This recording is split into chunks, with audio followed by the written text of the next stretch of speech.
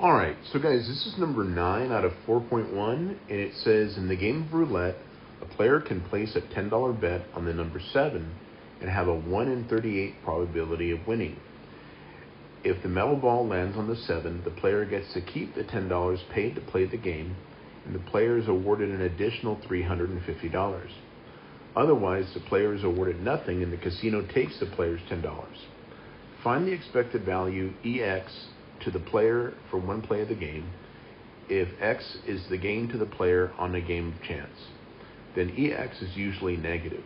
The value gives the average amount per game the player can expect to lose.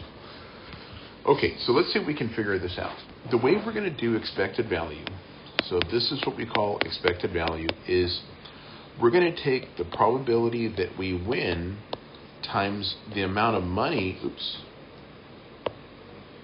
times the amount of money that we win, plus the probability that we lose times the amount of money that we lose. Okay? This is basically the general formula for expected value.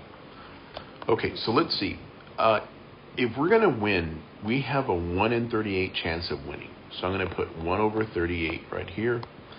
And the amount of money that we're going to win is going to be $350, right? So I'm going to write that as 350 over 1. Now, if we have a 1 in 38 chance of winning, that means that we have a 37 and 38 chance of losing, right? Think about it this way. When they say, they're just using this as an example, we're going to place our bet on the number 7.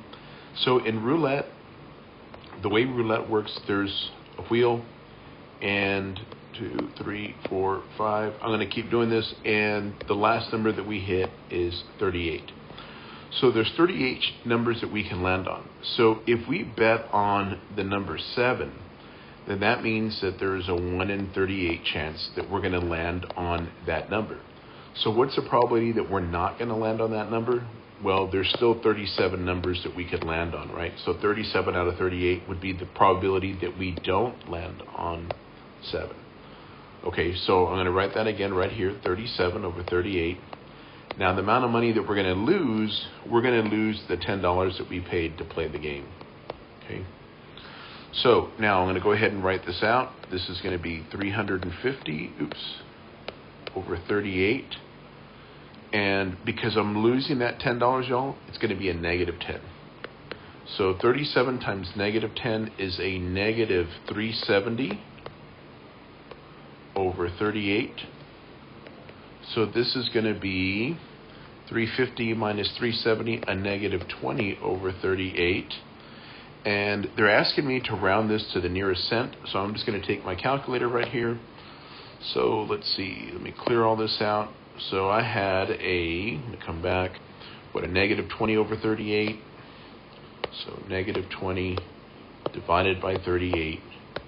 And let's make that into a decimal. So to the nearest penny, that would be negative 53 cents. Okay.